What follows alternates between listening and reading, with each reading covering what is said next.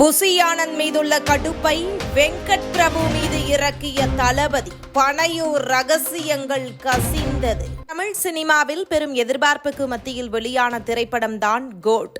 ஏனென்றால் இந்த படத்தின் படப்பிடிப்புகளுக்கு முன்புதான் விஜய் தன்னுடைய அரசியல் பயணத்தை அறிவித்தார். இன்னும் 2 திரைப்படங்கள் என்று அவர் குறிப்பிடாமல் இருந்தாலும் கையில் உள்ள படங்களை மட்டும் முடித்துவிட்டு பிறகு முழுமையாக அரசியலில் ஈடுபட இருப்பதாக அறிவித்தார். அதன்படியே கட்சியின் நடவடிக்கைகளையும் அவ்வப்போது கவனித்து வருகிற விஜய் கோட் திரைப்படத்திலும் பிஸியாக நடிக்க ஆரம்பித்தார். இதனால் விஜயை 2 திரைப்படங்களில் மட்டும்தான் திரையில் காணப்போகிறோம் என்று அவருடைய ரசிகர்கள் பெரும் கவலையில் தொங்கி போயிருக்க அவர்களுக்கு பெரும் விருந்தாக இந்த கோட் திரைப்படம் இருக்கும் என்று கோட் திரைப்படத்தின் படக்குழுவினர் மற்றும் இயக்குனர் தரப்பில் புகழ்ந்து பேசப்பட்டது. முன்னதாக தொடர்ச்சியாக இளைஞர்கள் ரசிக்கும் படங்களை எடுத்து வந்த வெங்கட் பிரபு கோட் திரைப்படத்தை இயக்குகிறார் என்ற தகவல் வந்தவுடனே விஜயின் ரசிகர்கள் தங்கள் எதிர்பார்ப்பை உயர்த்திவிட்டனர்.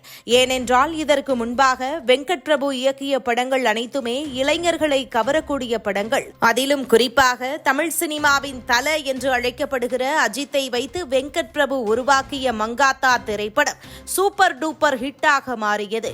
இதனால் விஜயை வைத்து வெங்கட் பிரபு படம் இயக்குகிறார் என்ற தகவல் வெளியானதுமே விஜயின் ரசிகர்கள் மட்டுமின்றி சினிமா பிரபலங்கள் கூட இந்த படம் மீதான எதிர்பார்ப்பை அதிகரித்துக் கொண்டனர். இதனையடுத்து கோட் திரைப்படமும் வெற்றிகரமாக எடுத்து முடிக்கப்பட படத்தின் பாடல்கள் ஒவ்வொன்றும் வெளியாக எதிர்பார்த்த அளவுக்கு பாடல்கள் மக்களை சென்றடையவில்லை என்ற ஒரு பேச்சு இருந்து வந்தது. அதோடு எப்பொழுதுமே ப்ரமோஷன் நிகழ்ச்சிகள் நடந்த பிறகு விஜயின் திரைப்படங்கள் வெளியாகும். ஆனால் இந்த முறை இசை வெளியீடும் நடக்கவில்லை, ப்ரமோஷன் நிகழ்ச்சியும் நடக்கவில்லை.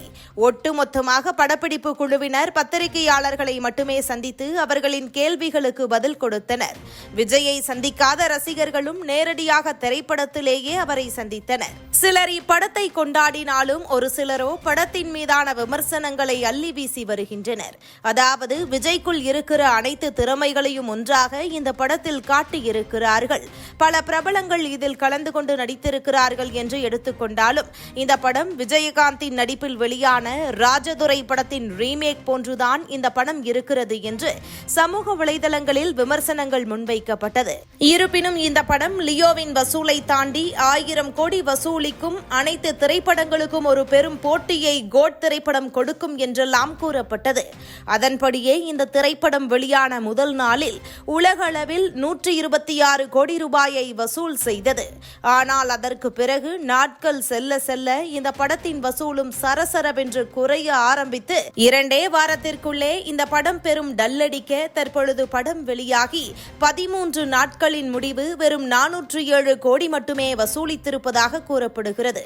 1000 கோடி வசூல் செய்யும் என்று கூறப்பட்ட ஒரு படம் தற்பொழுது 500 கோடியை கூட வசூலிக்க முடியாமல் திணறிக் கொண்டிருக்கிறது. இந்த தகவல் விஜயின் காதுகளுக்கு சென்று பின்னர் அவர் இயக்குனர் வெங்கட் பிரபுவை அழைத்து சத்தம் போட்டதாக சில தகவல்களை கசிய விடுகின்றனர் சினிமா விமர்சகர்கள். அரசியல் ஆரம்ப நேரத்துல இப்படி ஃபிளாப் படம் கொடுத்தா எப்படி என்ன மதிப்பாங்க, உன்னைய நம்பி படம் கொடுத்தேன் பாரு என விஜய் பேசியதாகவும் வேறு சில தகவல்களை கசிய விடுகின்றனர். இதுபோன்று முக்கிய நிகழ்வுகள், அரசியல் தகவல்களை ஆழமாகவும் மாறுபட்ட கோணத்திலும் அறிந்து கொள்ள மறக்காமல் உங்கள் IND தமிழ் 24/7 பக்கத்தை பின்பற்றிக் கொள்ளவும்.